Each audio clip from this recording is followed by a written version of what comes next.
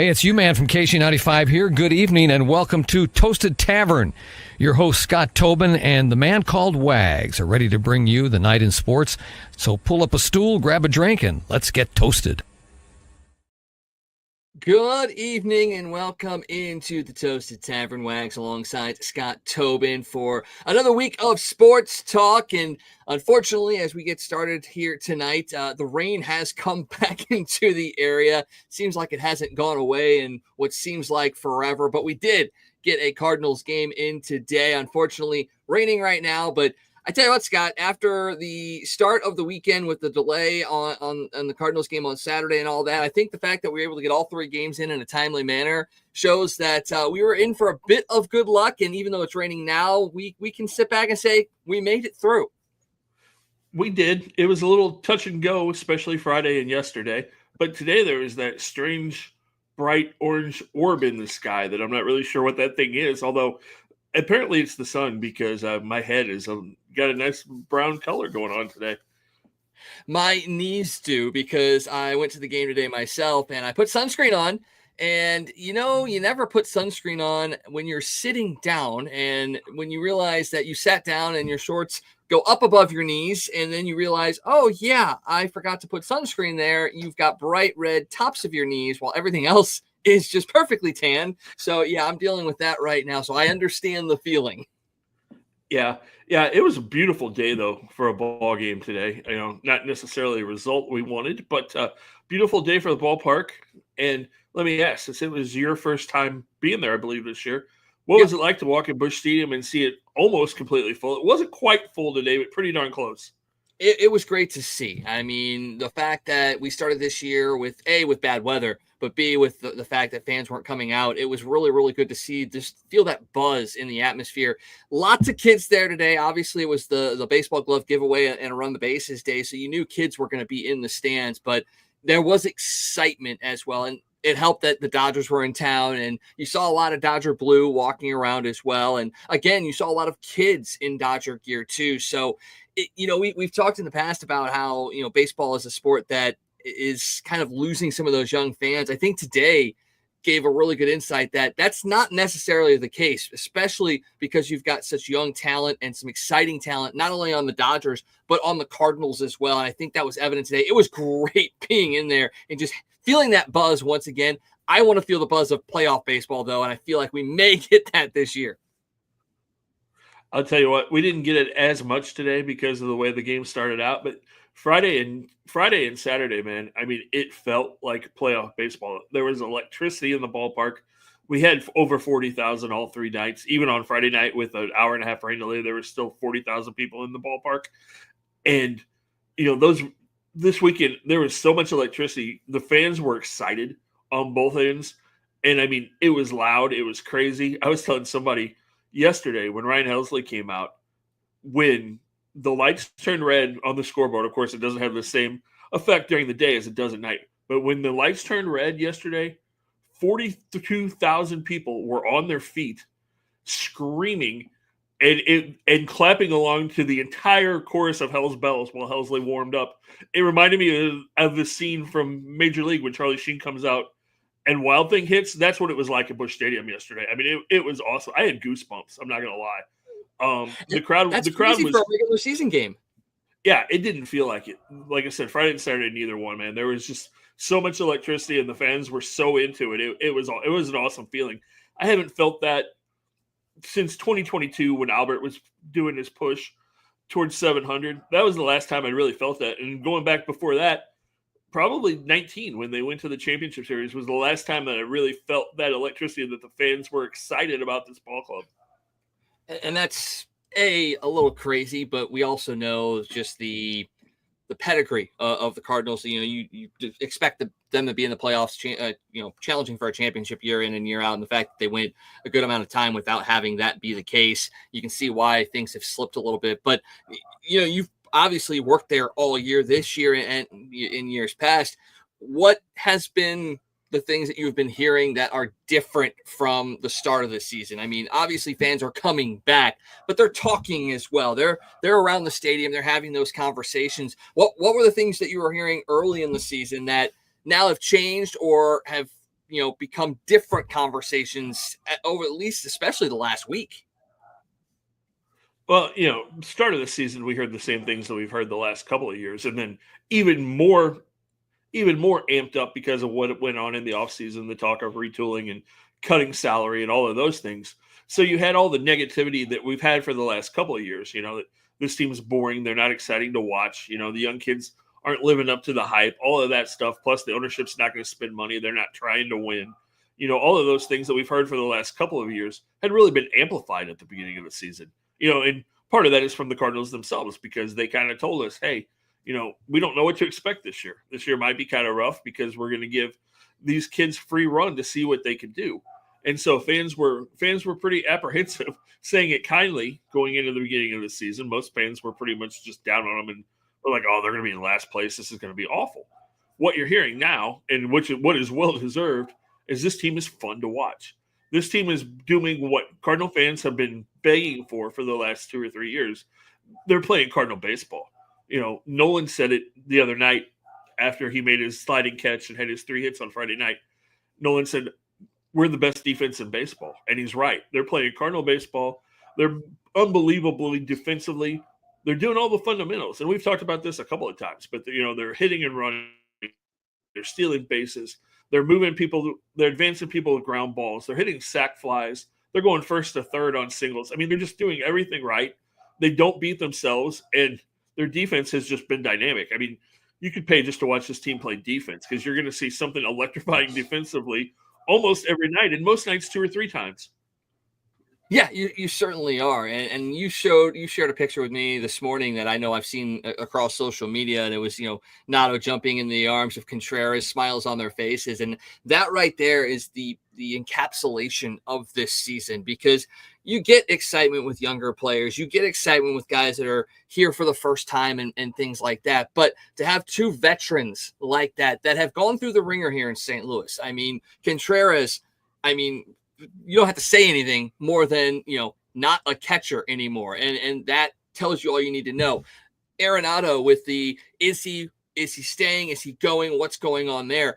But to see them have that kind of excitement and that pure joy between the 2 of them after a win like that yesterday, it tells you all you need to know about this team itself. And we've questioned the makeup of the clubhouse with this franchise over the last handful of years, because we weren't sure who was a leader, what the manager was doing, how much impact the front office had in the mindset and the psyche of this team. Well, I think some of those questions can kind of be thrown out the window, because it's evident that there is leadership in the clubhouse. There is a good psyche in there as well. And some of that is coming down from the management. And I think some of it is coming from the fact that the front office isn't necessarily as involved this season as they have been in years past, mainly because this is Mo's last season, and he's probably just staying hands off to try and not mess anything up for the future for Chaim Bloom.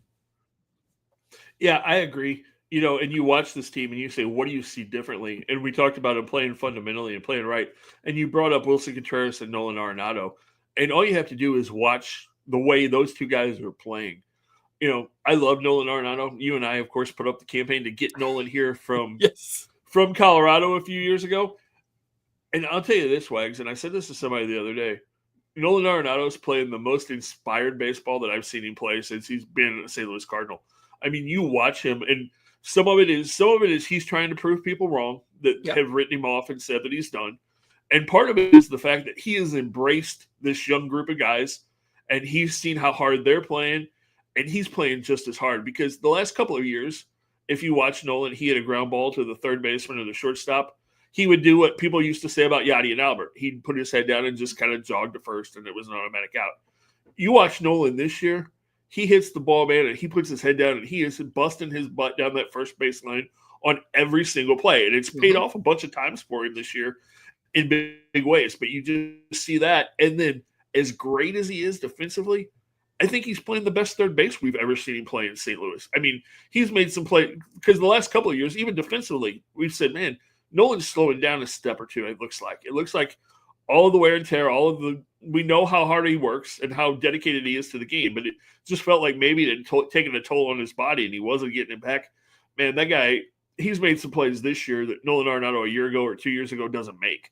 And he's doing it every single night, whether it's diving, whether it's going behind third, or how many times in the last couple of weeks have we seen him go flying down the foul line, down the third base line, and slide into the stands or up against the stands or tumble through the stands to make plays, and he's making them all. And it's fun to watch, and you can see the smile on his face. He's enjoying playing for this team. And our buddy Tom Ackerman had a post, and I shared it a couple of weeks ago, and he said, "Folks, we have a Hall of Famer in this town. His name is Nolan Arenado, and St. Louis is his city."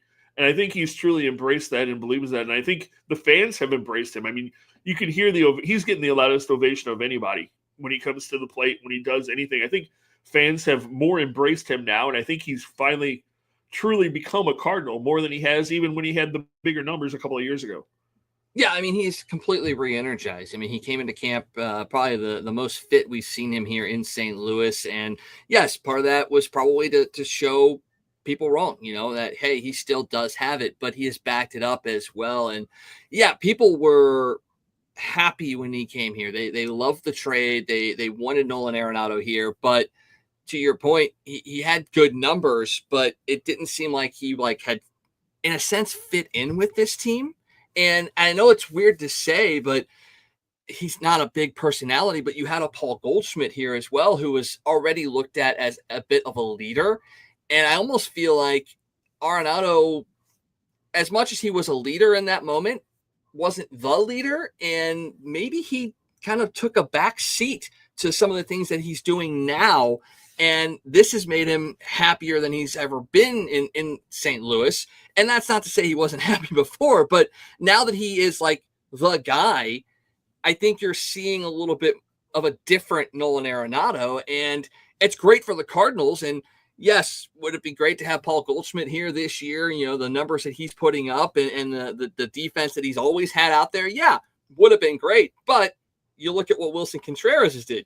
Slow start offensively, obviously, picked it up as of late. But the one thing that has really impressed me and a lot of other people is his defense over at first base. I mean, the play he made today to snag that Mason Wynn throw and still keep his toe on the bag just enough to get the out. I mean, a guy that's just, in a sense, learning first base, to do that and do it confidently, that is amazing. And I think we're not giving him enough kudos for what he's doing defensively as well. And before I turn it back over to you, did you see that the family that Arenado crashed into in that what is now the Gold Seat, they were back today and they had a sign? I did. I definitely did. That was cool. And going back to Wilson real quick, I'll be the first to admit I was super critical of that move. I didn't think there was any chance he was going to be a good first baseman. I thought it was going to be a disaster.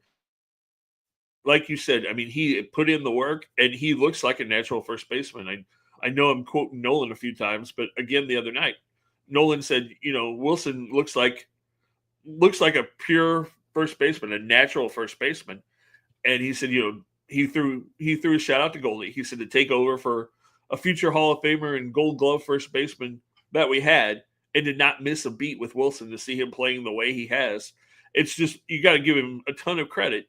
He worked to get his body in really good shape. We talked about that before the season started, that he'd really decided to turn into a first baseman. He wasn't going to be a catcher playing first base. He was going to be a first baseman, and he's done that. And you talked about the play he made today to keep his foot on the bag. And it seems like he does it every night on one play or another, that he just makes an unbelievable dig or an unbelievable stretch. And he's just been amazing. And you got to give this team kudos. People talk about how hard their defense works. Those guys were on the field this morning at 10 o'clock taking infield practice on a Sunday. Wow. There aren't a whole lot of major league teams that do that. But yeah, Donovan, Contreras, Mason, Nolan, they were all out there. Gorman, they were all out there working. Burleson, all of them. And the outfielders were taking outfielder practice. And one of the guys who was taking infield practice today, which is a really good sign. It was weird to see him taking infield practice, but Jordan Walker was taking infield practice today.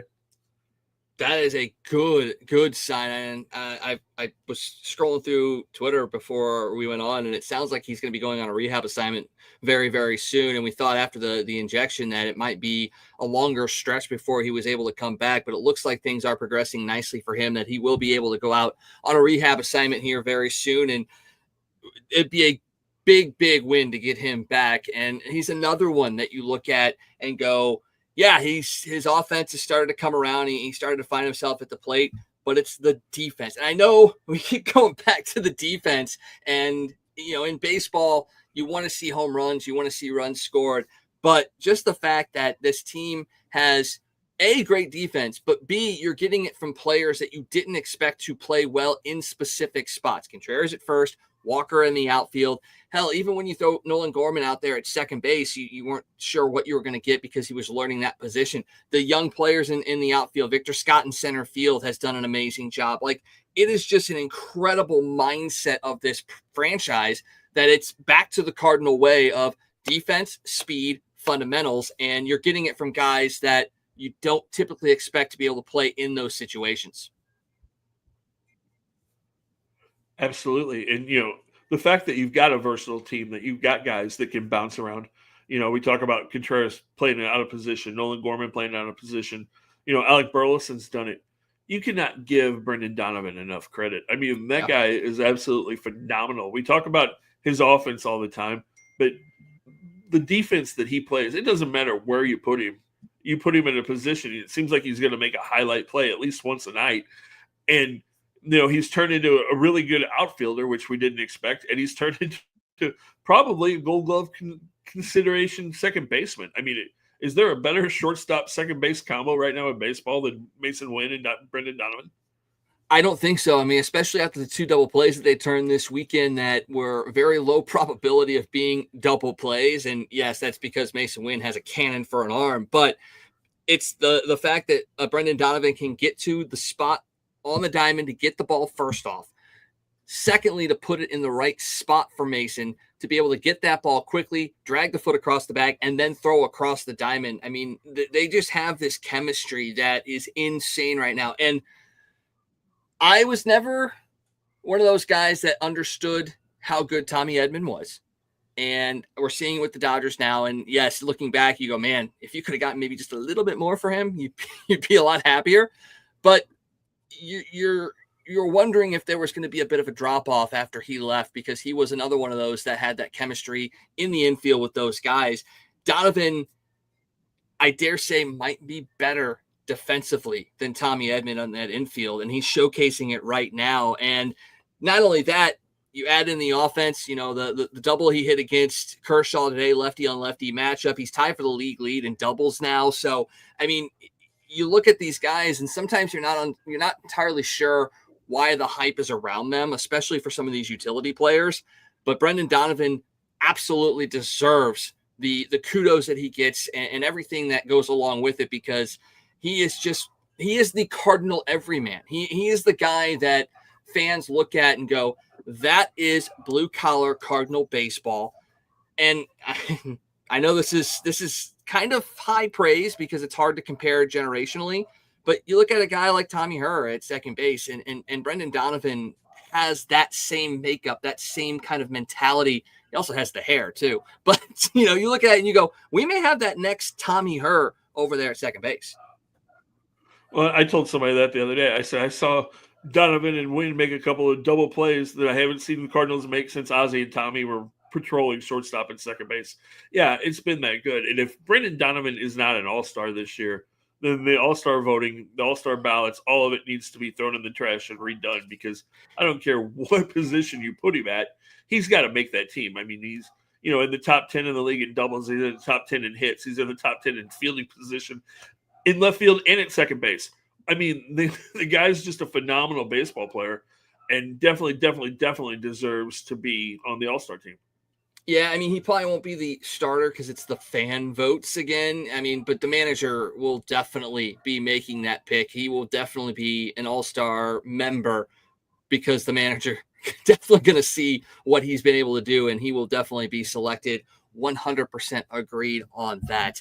I mean, yes, today they lost it was a 7-3 loss to the Dodgers, but the fact that you were already with the series win in hand, and this is a Dodgers team that expects to be at the top of the National League, let alone, if anything, Major League Baseball, they expect to be up at the top of. You knew they weren't going to go away quietly. They were throwing a guy like Kershaw out there. Yes, it was just his second start since coming back from injury, so you weren't really sure what you were going to get. He went 5 today, but still looked pretty darn good. So you knew this game was going to be tough, but this entire series, I think, overall showcased that this Cardinals team is not in a rebuild situation. You know, you can call it a retool, you can call it a rebuild, but this is a team that I think is a lot better off than everybody gave them credit for, because you weren't really sure what to expect. But now when you look back, you go, no, at the start of the season, we had this outfield. We had this infield. We had this pitching staff. And yes, some of the numbers for the pitchers, you looked at it and you go, yeah, there's no way they're going to be pitching like this in the beginning of June. So yes, that's a welcome surprise. But for everything else, you had this at the start of the season. So maybe it shouldn't have been a surprise to us that they could put it together. You look at it now and you go, yeah, maybe this team at the beginning of the season should have been a contender for a playoff spot in the preseason predictions, and they're showcasing it right now. Yeah, I mean, you can understand why they weren't, just because there were so many questions going into the season. And like we said, nobody in St. Louis was giving them a chance, media or fans or anything else either. So you can kind of understand why they weren't, but, you know, they're impressive. And I mean, after watching the 3-game series against the Dodgers this weekend, can you tell me that the Dodgers are necessarily a better team than the Cardinals? I don't think you can. And think about this.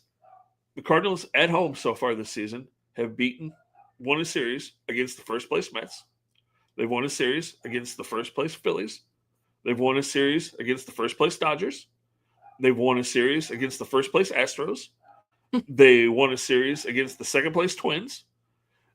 They're beating the best teams in baseball. You know, they lost a series to the Braves in Atlanta, but they were in all 3 of those games. And that was early in the season when they couldn't win on the road. So, I mean, you know, the knock has been, the Cardinals can't compete with these best teams. They can't, really? You split your season series with a playoff contending team in the Royals. You lost your series with the Tigers, but one of those games you lost in extra innings. And the game you won, you blew out Terry Skubal. So tell me the Tigers are a better team. I mean, the Cardinals have just proven to me, and I think people need to take notice of this, they're beating and playing with the best teams in baseball, and they are one of the best teams in baseball.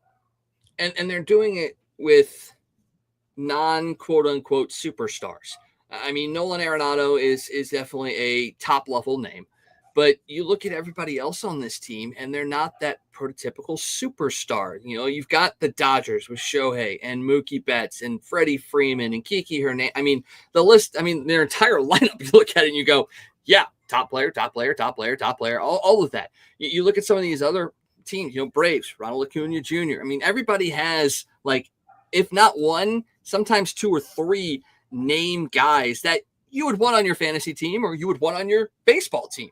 The Cardinals don't necessarily have that, but going back to what you already said, they play the Cardinal way. And yes, you can look at that and say that's an arrogant way for a Cardinal fan to look at it, you know, playing baseball the right way. But that's what, you know, Whitey Herzog got this team to believe in. This is what Tony La Russa got this team to kind of believe in. Other managers in this organization have done that before, and that's what they're doing. They're taking their collective talent. It's not super high-end talent, but they're taking what talent they have and utilizing it correctly to play the game the right way. And then they're getting a little bit of some superhuman efforts here and there. But for the most part, they're not relying on the big bomb. They're not relying on the superstar to get it done. It's a collective team effort, and they sit just, you know, a couple of games back of first place. They do. And you're right. There's not that superstar name yet. But yes, in a year or two, is Mason Wynn potentially going to be one of the best shortstops in baseball? He might already be one of the best shortstops in baseball. People just haven't caught on yet. Mm-hmm. You know, Jordan Walker is showing signs. You know, he was showing signs of his back coming around. He's definitely improved with his glove. I think he still has the potential to be a superstar in right field. a guy that we didn't really talk about, but you have to look at and go, this kid is on the verge of being a star. Ivan Herrera, is he going to be one of the best DHs in baseball in a year or two? He very well could be. Victor Scott, with what Victor Scott's done this year, he's been in a little bit of a slump offensively. With what he does defensively and his speed and his ability to get on base, he's a game changer. I mean, you look at these guys and you're like, man, these guys could be the next, Ronald Acuna Jr. or the next Ozzie Albies or all of those guys with the Braves that we talk about. The Cardinals could have that in the making, and they got a whole bunch more guys coming. You got Chase Davis, you got Chase Davis, and you got JJ Weatherholt, you got Jimmy Crooks, and you've got Tank Hintz, and you've got, you can go on and on. All the pitchers that we've talked about that are about to be knocking on the door to come. I mean, this team, when you look at the future of what this team has, you've got to be really excited if you really look at it and go, man, we could be building for another run like we had for 17 years because we've got this unbelievable pipeline of talent all coming together pretty much at the same time. Because by the time Weatherholt and Crooks and those guys are ready to be stars, guess what? Victor Scott and Jordan Walker and Mason Wynn are just now going to be in their prime. So, the future is really, really bright for this organization. I don't know what they're going to do when Jimmy Crooks comes up, though, because how many catchers can you have on your roster? We've got 4 right now, basically. One doesn't count, but yes, you've got 4 on your roster. Like, it's unbelievable. I look at it and I go, I don't know how these guys are all getting playing time right now, but it seems like they always are in the lineup somehow, some way. And you got to give the backup catchers credit, because who would have thought Pedro Pajas would have 5 homers and 23 RBIs in the middle of June? And, your third string catcher, when you put him out there, he's getting big hits and making plays defensively in Pajas. So, you've got to give these guys a ton of credit. They've done a great job. It's got to go back to Ollie and the coaching staff and everything else. But, this team is just fun and exciting to watch. And I know I've been screaming that from the mountaintops for a while now, but it's fun to see Cardinal Nation starting to catch on and realize how much fun it is. And if you have not been to Busch Stadium yet this year, get down there, because this team is unbelievably fun to watch, and the atmosphere is fun in the ballpark, and it's a good time. And before we move off of the Cardinals at all, we got to give a ton of credit to Sonny Gray and Eric Fetty for what they did against the Dodgers this weekend. Our starting staff had kind of fallen off. We had that tough series that we talked about last weekend against the Rangers, and you thought, oh, maybe that's just a one-off. They seem to struggle. Well, then you came home and pitched against the Kansas City team that's also struggled to hit, and you couldn't get them out. The Cardinals honestly should have swept that series against the Royals. Yes. You had the 7-2 lead on Tuesday that Andre Palante and the bullpen couldn't hold. You won the first game of the doubleheader with some magic a couple of times, from Wilson Contreras and from Ivan Herrera in that game. And then the third game, again, you get down early because Matthew Liberatore struggled, and we talked about how good Matthew Liberatore has been all year, especially at Busch. But he had a tough night against Kansas City, and you bounce back. Arenado hits the big home run, and you tie that game up at 5-5, and then your bullpen had an off night that night, and you're struggling, and you're like, man, our pitching, have we hit that wall? We've been worried about the pitching. Have we hit the wall? Or are we going to start falling back to what we had? Started having visions of last year again. I'm like, oh, God, here it comes. Please no. And then Sonny Gray went out there and did what you're paying Sonny Gray to do. Sonny Gray goes out and absolutely shoves for 6th and 3rd innings and shuts out the Dodgers and was just absolutely awesome and gets you off to that start on Friday night. And then Eric Fetty, while he wasn't awesome yesterday, he did what Eric Fetty does. He walked a bunch of guys. He struck out a couple. He walked 4, but he would get runners on base, but then he would find a way to get that ground ball or that pop-up, just keep guys off stride enough that he got out of it, and he gives you 5 2/3 of shutout innings. And then your bullpen again goes out there and does magic. And so, it all goes back to your starting pitching being strong, but you got to give those guys credit. And Sonny Gray, people have said, is Sonny Gray an ace? Do we really have an ace? Is he more like a 2 or a 3? Well, for this year, Sonny Gray's pitching like an ace. Yeah, he's had a couple of bad games, but he's 7-1, and his earned run average is under 3.3 right now. So you've got to give Sonny a lot of credit, and he's thrown shutouts his last 2 starts. So he's emerged into that ace and doing what he's supposed to, and Eric Fetty did a great job. And, you can't give the bullpen enough credit too. I mean, Phil Maton was amazing in this series. Had a big inning where he came in with runners on second and third and nobody out and got out of it. JoJo came in and got Ohtani to hit into a double play in a key spot the other night. I mean, everybody stepped up. Helsley blew a save yesterday, but it wasn't his fault because the ball that would have been the second out of the inning hit off second base and bounced off Brown bounced over Brendan Donovan's head. And then he strikes out Freddie Freeman and the tying run scores on a wild pitch. But he, again, even after all that happened to him, he pulled himself together, got out of it, and the Cardinals come back, and Nato gets the walk-off hit. So, again, can't give the pitching staff enough credit to hold the Dodgers. I mean, for 2 of those games, you held them to 1 run, and the only run they scored was on a wild pitch. And then today, for the most part, you had 2 bad innings, but for 7 of those 9 innings, you had the Dodgers under control today. Yeah. So you have to feel pretty good about the pitching staff going up into this next series, although you've got a very talented and hot Toronto team coming in. So it's going to be a really interesting series to see what happens against the Blue Jays this week. Yeah, you do. And McGreevy pitched really well outside of that second inning, gave up those 3 runs. But we were talking about this before we came on.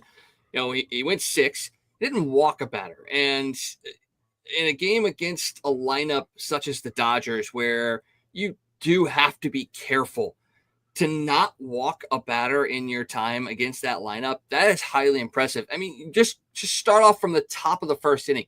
First pitch, leadoff double for Shohei Ohtani. McGreevy gets out of it. Next 3 batters down.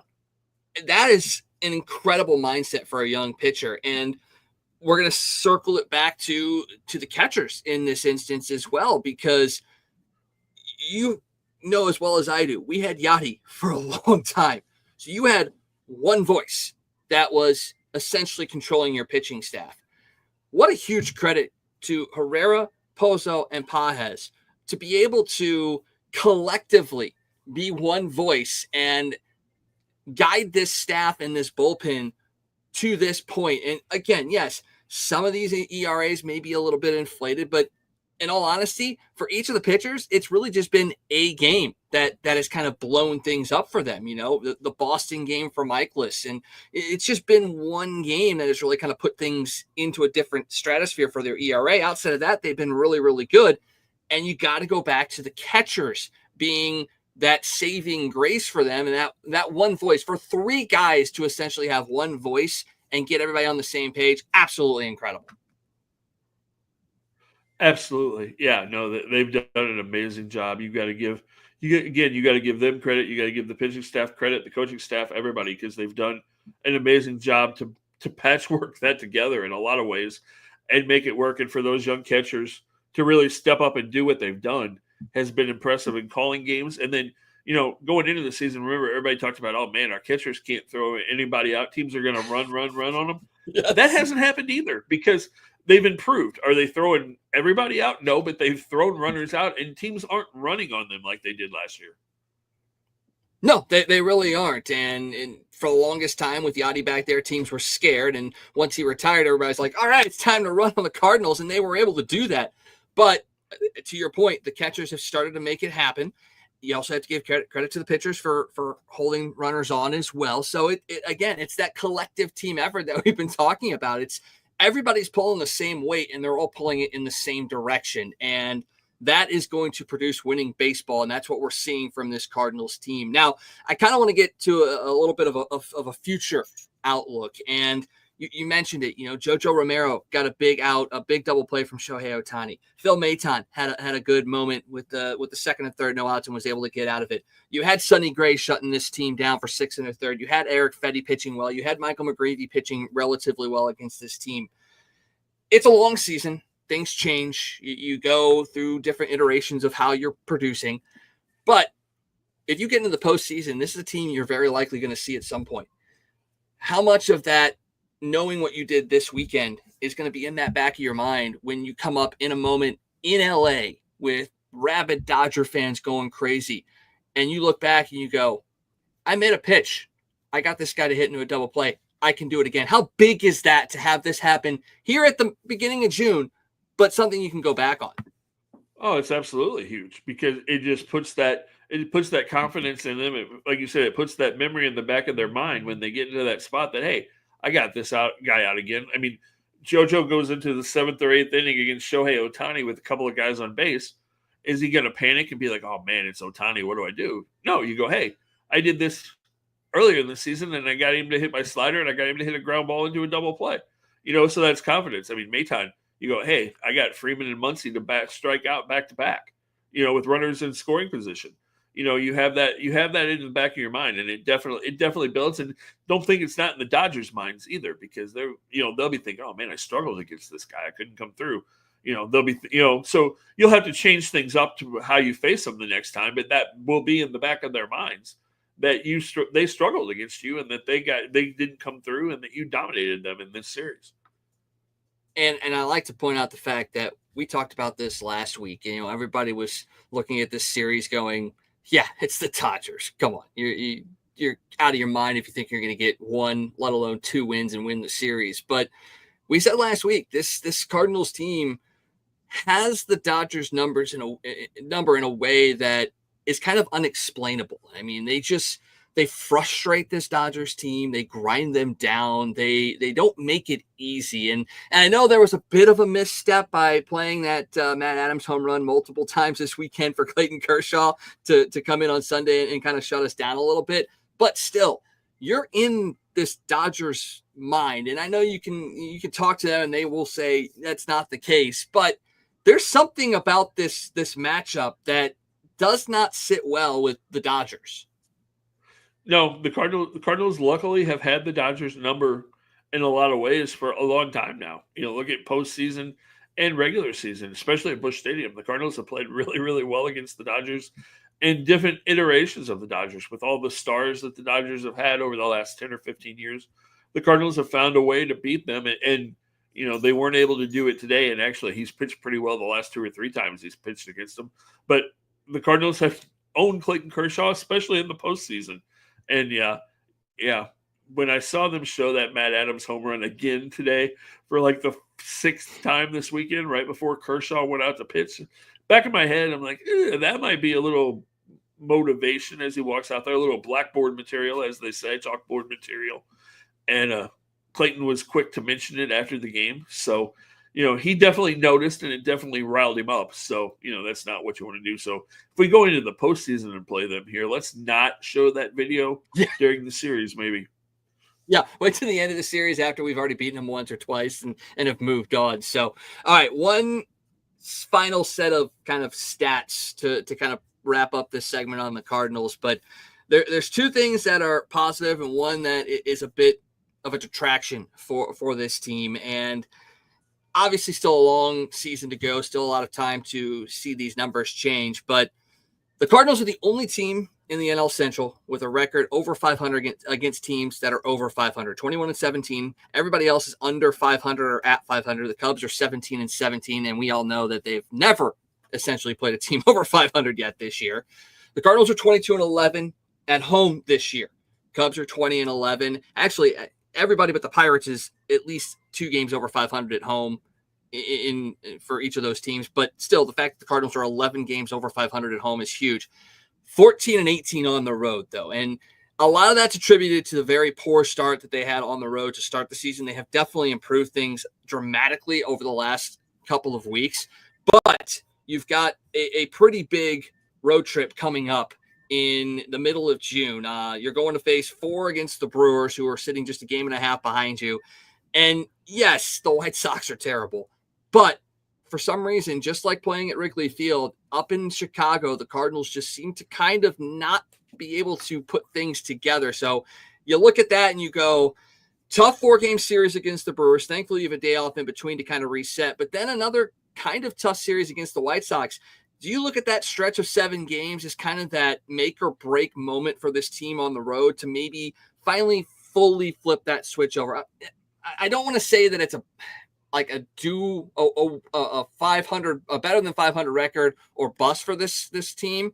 But if they don't come away with at least, well, I guess you can't split 7 games, but if you're not at least 4-3 coming out of that road trip, is that a little bit of a loss in your mind?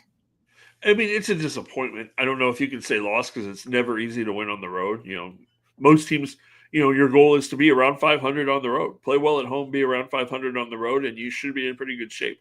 So, and like you said, they started out 2-12, so they're 12-6 in their last 18 on the road. Mm-hmm. So they are playing a lot better. It's a big series because you have the White Sox, you have the Brewers, and then it's leading into the Cubs being here right after, not very long after this road trip. So you want to win it. You, of course, want to beat Milwaukee. The one good thing is the Cardinals always play really well in, I almost called it Miller Park. It's not Miller Park anymore. I don't know what they're calling it in Milwaukee now, but that's a place that the Cardinals have, for the most part, it's a place the Cardinals have played pretty well for the most part. So you hope they go in there and get fired up. And this is a different ball club. They have struggled against the White Sox, but, as resilient as this group of guys is, I'm not worried. I just feel like pretty much every series they go into, I think they're going to win or they're going to at least fight. I mean, today, they didn't pull it out, but they kept fighting. They kept pecking away, trying to keep themselves in it. So it's a big road trip. I wouldn't say that it's a do or die type thing, but it's definitely a road trip. Like you said, if you don't come away at least 4-3, you're going to be mildly disappointed, I would say. And I think you're 100% right on the fact that this team is scrappy and they don't go away, because over the last handful of weeks, anytime I've tuned into a game and this team is down or they go down early, in the past, especially the last couple of years, you look at that and you go, all right, game's over. I'm done. I'm out. I'm going to switch over. I'm going to watch something else. You don't do that anymore because they have shown the ability to chip away and to come back and win games that you looked at and go, yeah, that's a game that shouldn't have been one that they ended up winning. So you look at this and you go, yeah, they were down early. They were down 3-0 early, but they then held that lineup in check. They started to chip away. They got it to 5-3, and they had moments to potentially tie it up. I mean, Alec Burleson was one of a couple of guys that just barely missed a home run in this game. So they're not going to give up until that final out. And I think that's another piece as to why fans are re-energized with this team. Yeah, no, excuse me. No, yeah, they fight till the very last out, and they make it entertaining. There have been a couple of games that they've been blown up, but for the most part, they're in every single game. And, yeah, it's just fun to watch. And one last guy I got to throw a shout out to, because we talked about pretty much everybody in the bullpen and the starters and what a great job they did against the Dodgers. A guy who's done a great job all season and has gone unheralded because he's in a weird role and he's been hurt so much during this deal. You got to give Steven Matz a ton of credit. He was absolutely huge in winning Friday and Saturday night. He came out and got the save Friday night, came out yesterday again, back-to-back days. Got 3 big outs yesterday, just really, really good. And he's been really good out of the bullpen. He's done a nice job when he's spot started as well, but he's been really, really good out of the bullpen. And the fun thing to watch out of the bullpen is his velocity's up, and he's getting a lot of strikeouts coming out of the bullpen. Yeah, he really is. And again, this just goes back to the psyche in the clubhouse. This is a guy that started for the majority of his career. He signed this contract with the Cardinals with the mindset that he was going to be a starter, whether it was a second, a number 2, a number 3 starter. He was going to be a starter on this deal. For him to have to deal with the injuries, but then come back from that, and B, to understand the role that he is best suited for with this team right now, and then to take that right on and be successful at it. You're right. You've got to give a ton of credit for him, because athletes, and I know this is probably not news to anybody, and I hope I don't hurt any feelings, but athletes are egotistical. They want to be the guy. They want to be the girl. They want to be that person. And sometimes you're not going to be. You're going to be a role player. You're going to be somebody that only gets in once every few days. And maybe you don't even make an impact in half the games that you're in because you just go out there and do your job. But he has taken that and said, okay, I'm going to own that. If I'm starting, I'm starting. I'm going to pitch well. If I'm coming out of the pen, I'm going to do it well. And that is exactly what he's done. And again, it just goes back. That is the team mindset. And that is what is getting them wins right now. Yeah, they've all bought in. Like you said, they're all pulling the rope in the same direction. And if it keeps going like this, like I told somebody yesterday in a text message, if they keep playing like this, I think it's going to be a fun rest of the summer and a really fun September and October. Well, and let's not forget there is a trade deadline coming up in about a month and a half. So that's going to be fun as well to see what they do.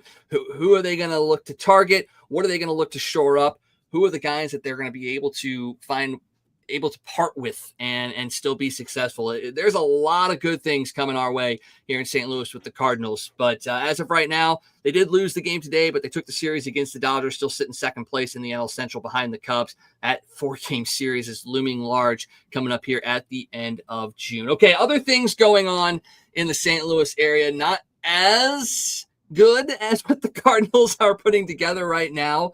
Downtown right now, you've got the St. Louis Battlehawks in the UFL Conference Championship game, the XFL side of the bracket, and things are not looking good for the Battlehawks. Second year in a row, they've been the host of this conference championship, and the second year in a row, they are kind of getting blown out by a bit of an underdog. They are down big against the DC Defenders, a team that they beat last week. Yes, in sloppy conditions in DC, but still a team that they beat.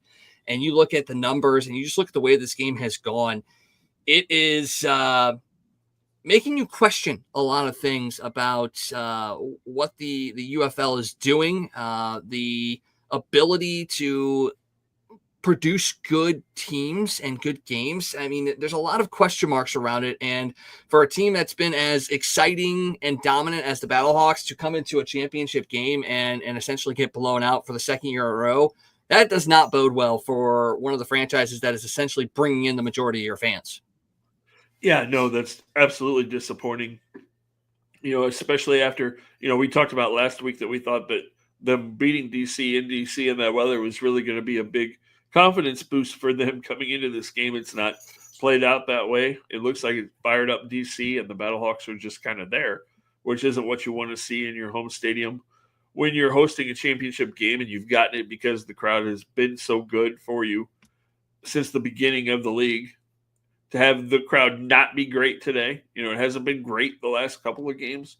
You wonder if the fan excitement is starting to wane for the Battlehawks, which would be a horrible sign for the whole entire league because, like you said, St. Louis is kind of the cash cow.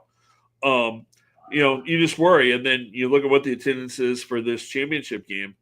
If the Battlehawks aren't in it, what's it going to be like next week for the actual championship game of the league, which, we saw last year. The Battlehawks got blown out in their conference championship game. And then the attendance was okay. I think didn't they have like 25,000 or something at the championship game last year? It seems like maybe it wasn't 30. Terrible, but it wasn't numbers that you would have had if the Battlehawks were in it.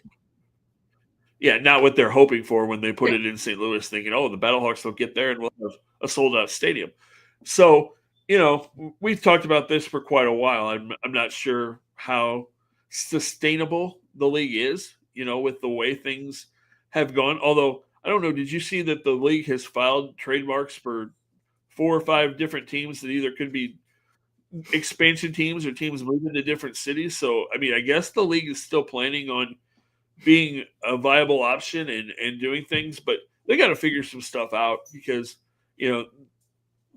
it's not, I don't want to say it's not enjoyable because it is fun to watch, but it's not the greatest football. I mean, I know it's a spring league and I know it's kind of a feeder league and everything, but while you want to be excited about the mascot and you want to go to the games and support the team, and that's what St. Louis has been about, and a lot of it's been a big, FU to Stan Kroenke and FU to the NFL has been the biggest drawing point for the Battlehawks.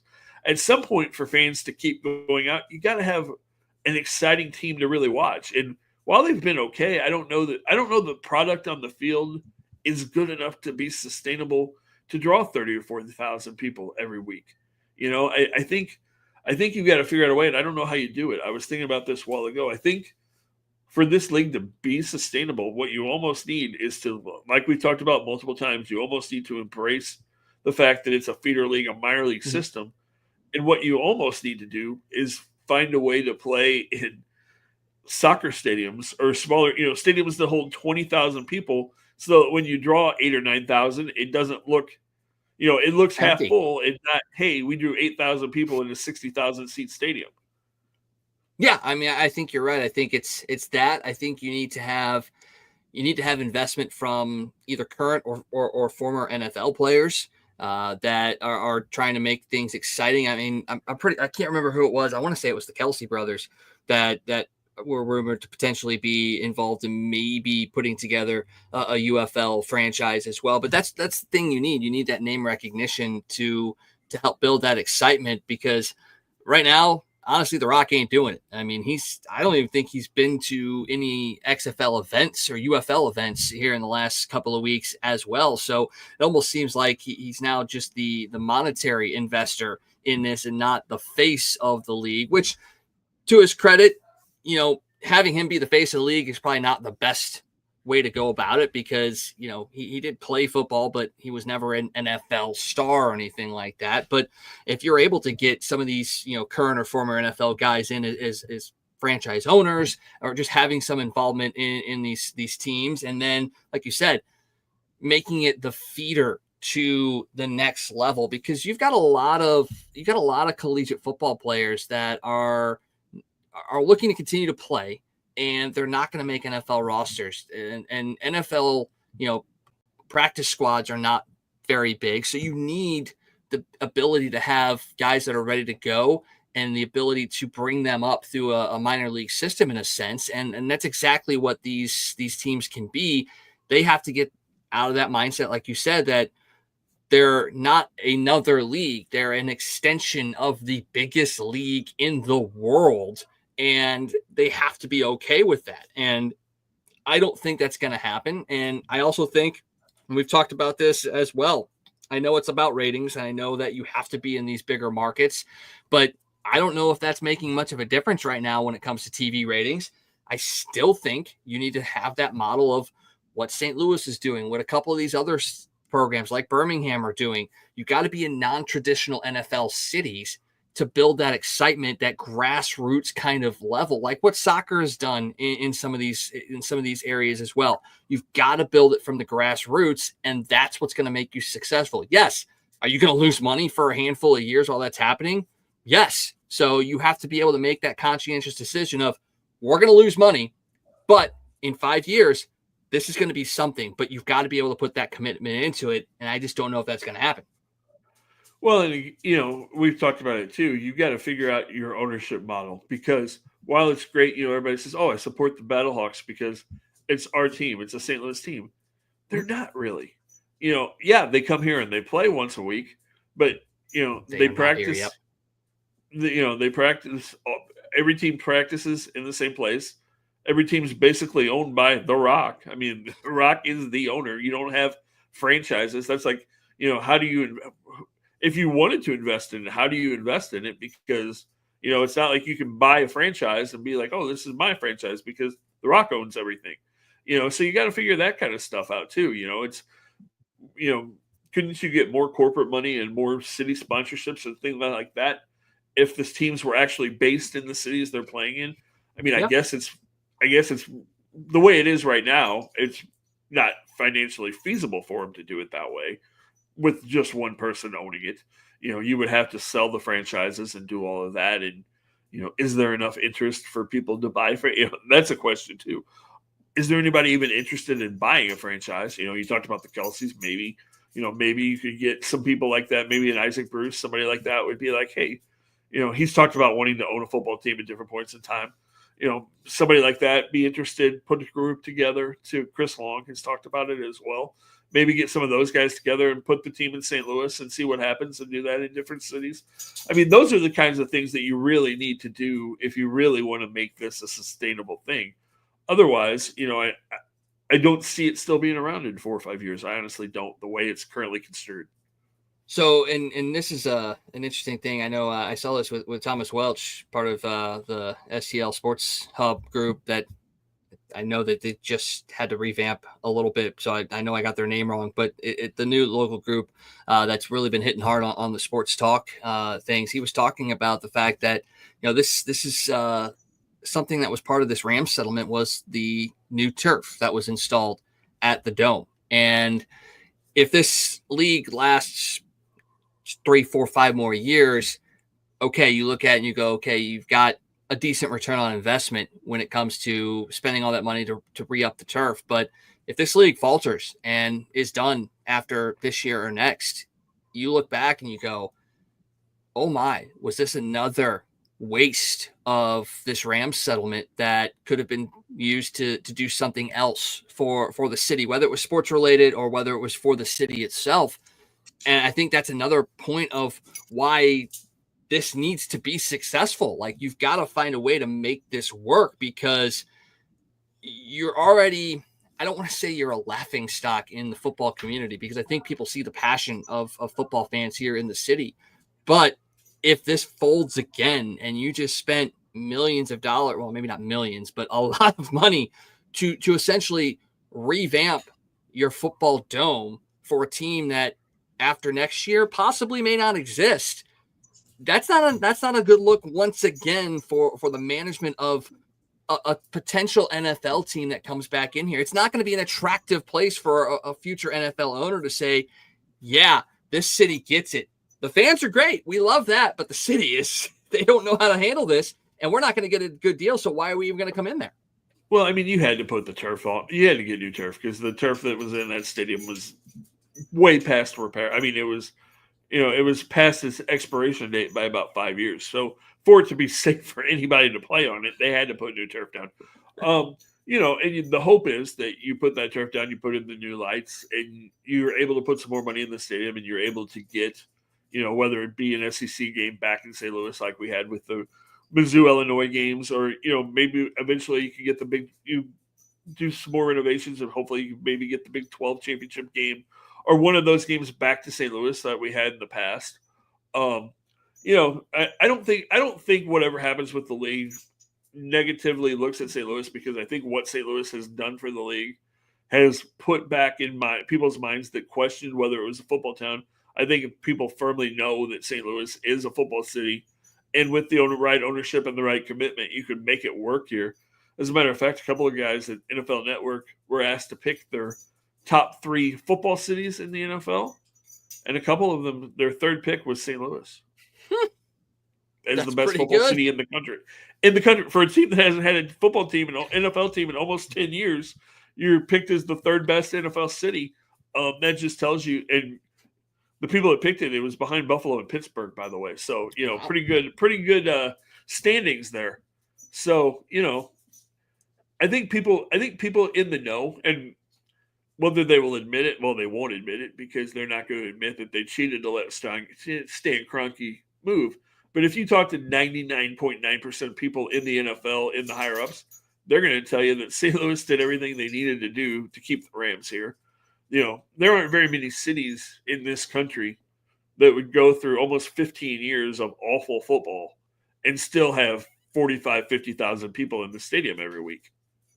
Yeah, no, I mean, I agree. I mean, it shows you the commitment and the passion that they have for it. And again, it was never about the players on the field. I mean, they appreciated and supported the players that were out there, regardless of if they were good or not, because I think the fans understood the situations that they were being put in. I mean, it was poor drafting. It was the mindset of, we're moving, so we're going to be bad so that it doesn't look as bad and it doesn't cost us as much to move, that sort of stuff. So, like, I think they recognize all that went into it, and it was never on the players. And I think that's a good point to sit there and say, is the fans know football. They know what it takes to be a football town. And again, to your point, that's exactly why people rank them as a good football city, despite the fact that we don't have a team. So again, you look at it and it's like, yeah, they understand that.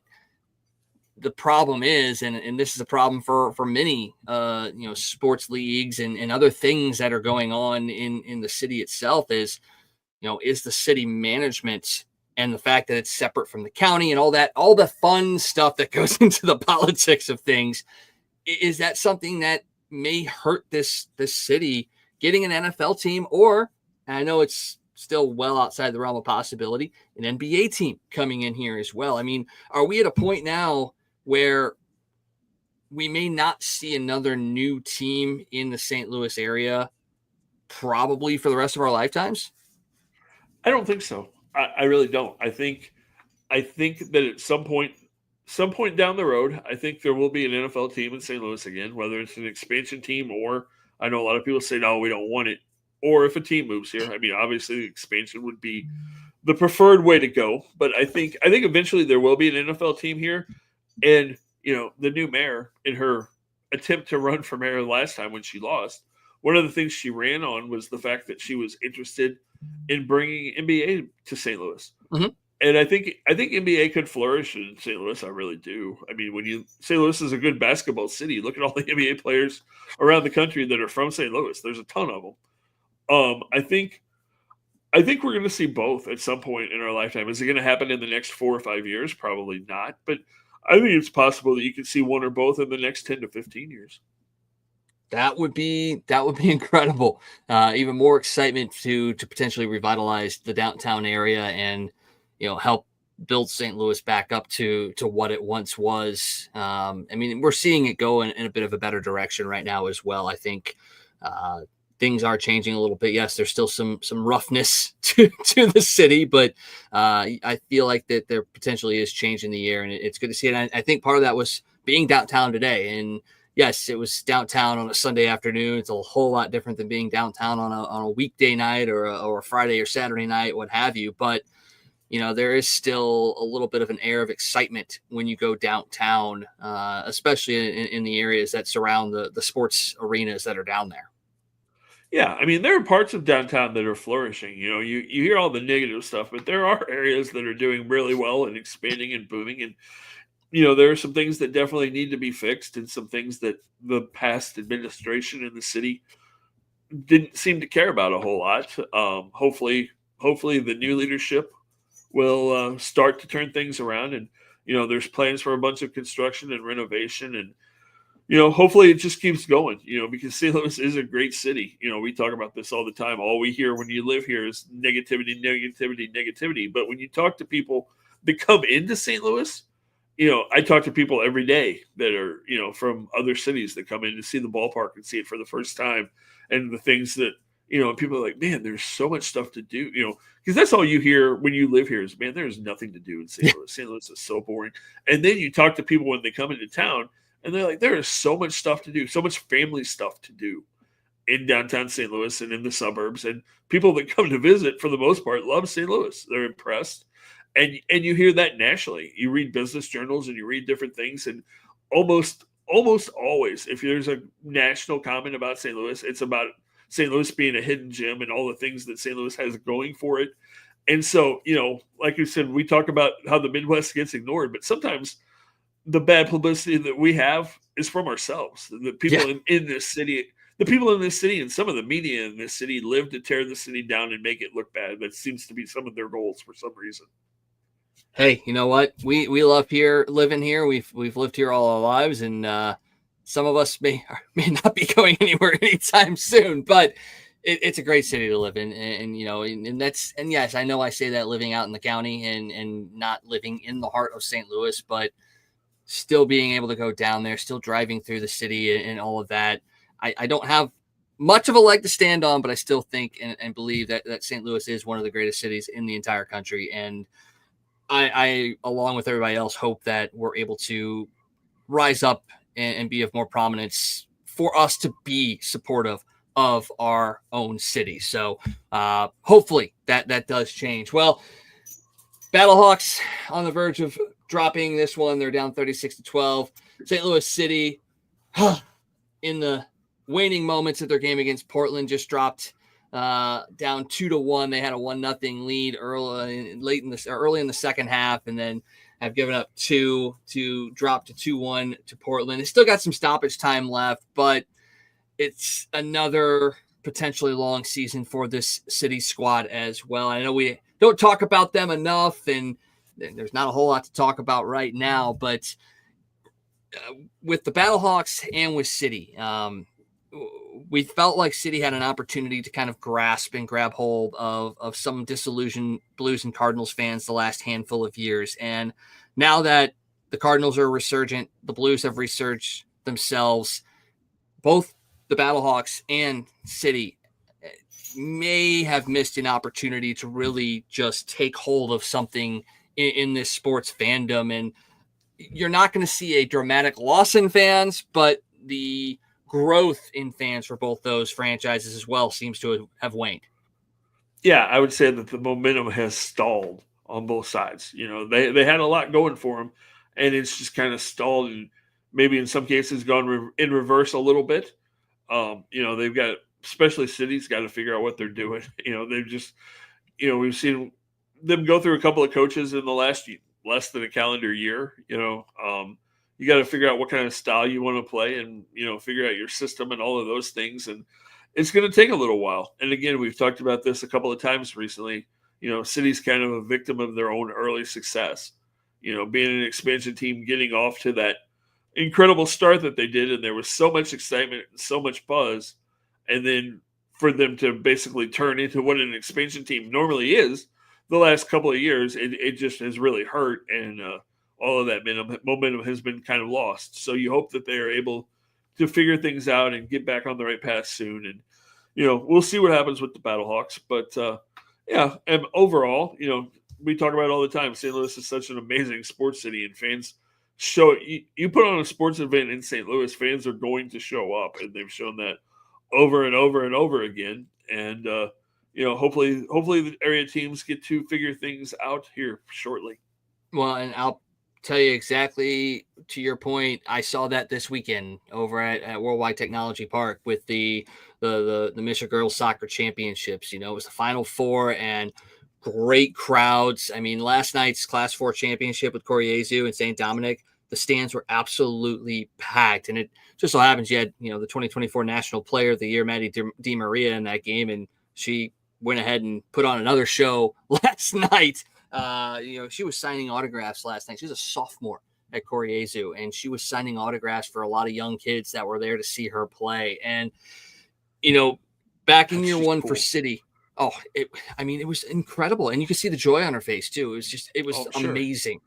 But back in year one, when City was successful, there was a real push for St. Louis to get a women's team as well with the NWSL. And after seeing the crowds that we saw this weekend for women's soccer here at the high school level, knowing that you're going to you will get support for a women's team here in the area. But the fact that City has kind of dropped down a little bit, and knowing that the ownership group of City would probably have to be the one that brings in that women's franchise as well.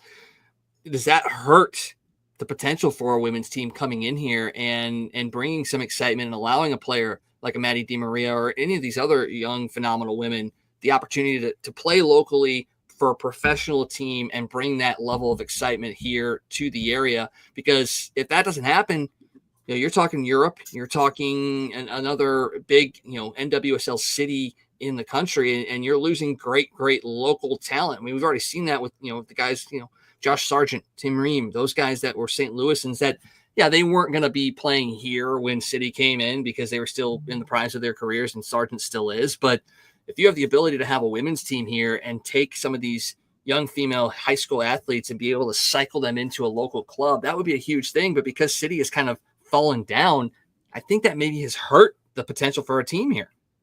Yeah, I don't know if it's hurt it. I think it's probably stalled it, because like you said, the ownership of City will have to be the ones probably that do that. And so they need to figure this out on the men's side first, I think, before they start tearing into the women's league. But you're absolutely right on your other point. That's what a women's league would need, and what City honestly needs is to be able to get one of these young St. Louis kids, maybe right out of college, and decide, hey, this is the kid that we want to bring in.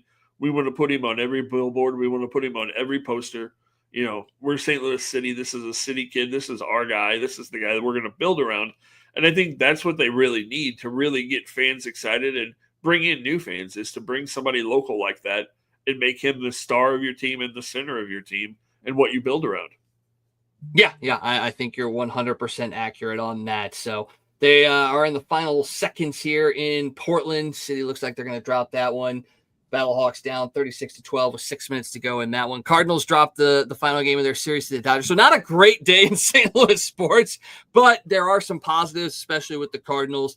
We didn't even talk about, the Stanley Cup playoffs. It's 1-1 between Edmonton and Florida. They got game 3 going on tomorrow night, and what is already an exciting series. The fact that the NBA Finals is going on right now, Oklahoma City has a 59-41 lead at the half, but as we saw in game 1, that doesn't matter because they blew another lead, and Pacers came back again to win game 1 in that one. How crazy was game 1? And we're both not big NBA fans. We don't necessarily follow it as much as we probably should, but for a finals that the NBA probably didn't wanted, you may have gotten the two most exciting teams to play in the final games of this season. Oh, absolutely. We talked about that last week. These two teams are fun to watch, and you talked about that score at halftime. So basically, the Pacers are down 18. So they've got them exactly where they want them. Basically, Right? I mean, yeah, it's been unbelievable to see what the Pacers have done in the playoffs the last couple of years, and Tyrese Halliburton's got to be the most unknown potential superstar in sports right now. I mean, what he's done with the Pacers in the postseason the last 2 years now has just been really, really impressive. And probably the average sports fan has no idea who that is. Halliburton. What isn't that like a? They're probably like, isn't that like a military thing? Halliburton. What are we talking about here? Right. And I think that's. I know it's crazy to say this, but I almost feel like the fact that we're getting a bunch of exciting no-name players might be what draws me back into watching NBA games, because it doesn't seem like you have that ego that you had with some of the guys in years past. I won't name names, but I think you all know who I hate. But I don't hate him. I just dislike him as a basketball player. But at the same time, you're getting these. I generally dislike him. So anyway, but like I said, you're getting these guys that are young, they're hungry, they're not the stars yet, but they're having these big moments, and they're doing it in non-traditional cities as well. And I think that's something that is a draw for me. I want to see those quote unquote underdogs that are making those moments. And yes, I like Jason Tatum in Boston. Yes, he is a superstar.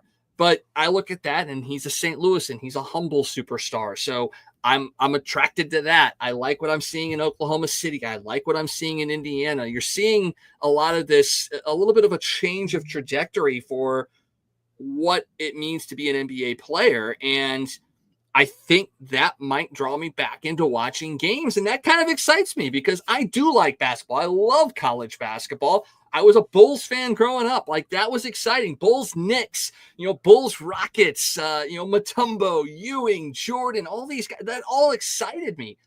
It waned over the last handful of years, but this might bring me back. Yeah, absolutely. And, the Pacers, it has to take you, seeing what the Pacers did, and then going back to the Pacers Knicks, has to take you back to the Reggie Miller days and the rivalry between Reggie Miller and not just the Knicks, but the Reggie Miller and Spike Lee, and all the stuff that went on between the two of them on and off the court, and from the sidelines and everything during those days.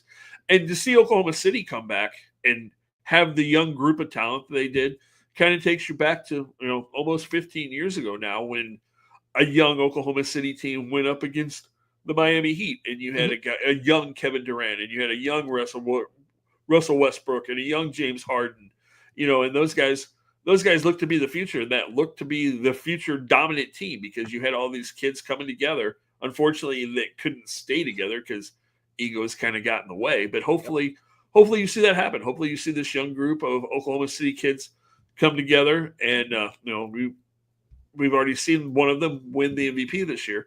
But hopefully that team can kind of grow and build and be that next dynasty that isn't a super team, because you didn't have to go out and spend all that money, but you got this young group that you drafted and raised as Thunder, and they can get that thing going. And it's pretty cool to see how excited Oklahoma City fans are. I mean, that arena is crazy when the Thunder are playing well. Yeah, that it certainly is. Speaking of Thunder, it is raining cats and dogs where I'm at right now. I think both of us heard some sort of thunderclap here in the last couple minutes as well. So with that in mind, just in case the likelihood that one of us potentially loses power, we're going to wrap things up here. But it's been one heck of a show, as it always is. Lots of great stuff to talk about. We didn't even, scratch the surface on great things that are happening in the world of sports. Didn't even talk about the thrilling French Open that took place today in the finals of the men's side. And Carlos Alcaraz is another quote unquote superstar in the making. I know you look at tennis and you go, yeah, okay, it's tennis. This guy is something special. And there were a couple of moments in this French Open that made you sit back and go, yeah, that's a guy I want to root for. And today was another one of those moments. So I know I didn't get a chance to watch it. I saw the highlights, another epic a moment for him. But before we get out of here, what do you got on tap this week, Scott? What things can we look forward to? I will be at the ballpark. So if you're going to be at the ballpark the next 3 days to see the Blue Jays, come roam around and look for me. I'll be down field level somewhere around the ballpark, roaming around during the games. I'm usually somewhere between home plate and first base. So if you're in the 140, 150 sections of Busch Stadium in the next few days, come look for me and say hi, because I will be roaming the ballpark. And then working on stuff. I'm going to be doing a couple of high school games, or no, I'm sorry, not high school games, Legion games coming up here soon. So we'll have some details about that. And otherwise, working on some stuff for you guys right here on Toasted Tavern. We're hopefully going to have quite a few guests here in the next few weeks. And hopefully we'll have some news about who we're going to have and what we're going to be talking about. Hopefully we're going to have some people on in the next couple of weeks that can shed some light on what's going on the other side of the state with the stadium situation with the Chiefs and Royals. So hopefully we can announce all of that stuff in the next couple of weeks. We also have some big guests hopefully coming from the sports world that will join us, and we can talk about some of them. We can call friends. Some of them we can hopefully call new friends soon. So yeah, lots of information, lots of guests coming hopefully really soon. So stay up on all of our social media stuff, and we'll fill that information in as we can. Well, I'll just say this: the list of potential people that we have coming in, which I know that you hear the word potential and you go, yeah, okay, whatever. With the conversations that we've been able to have with people and the connections that we've been able to make, potential is a little bit more closer to possible. And with the names that are being floated out there and the conversations that we've been having, some of these are absolute dream conversations that we may be able to have. And I am as excited as a talent, as a broadcaster. I'm even more excited as a fan to be able to potentially talk to some of these people, and then to be able to bring it to you would be absolutely incredible. So I am thrilled and excited for what's potentially happening here. And I know potentially, again, is a big word, but we feel confident in bringing in some of these guests, and cannot wait to see what happens. And in the moment we announce them, if you had a live stream on me at all times, you may see me hit the roof when we get the okays from a couple of these people. Yep. Yeah. It'll be exciting. And, we've had some pretty good guests in the past, and these will be big names right up there with those guys. Yeah. Oh, yeah. I mean, hell, we got a chance to interview Matt Holliday and Brian Jordan, among others. It's been incredible what we've been able to do, and the fact that we have even more things on the horizon it's even more exciting. So make sure you stay tuned for that. Check, like Scott said, stay up to date on our social media pages. We will announce as soon as we can who we are going to be having come on, when they're coming on. But regardless of when that happens, make sure you join us every Sunday right here on Livestream STL for the Toasted Tavern. All of your Midwest sports needs, we will be talking about it and keeping you up to date, and continuing to be excited about the St. Louis Cardinals, because they are playing really, really well right now. Well, for my partner, Scott Tobin, I am Michael Wagenknecht saying so long, stay safe out there in this weather, and we will see you guys next week.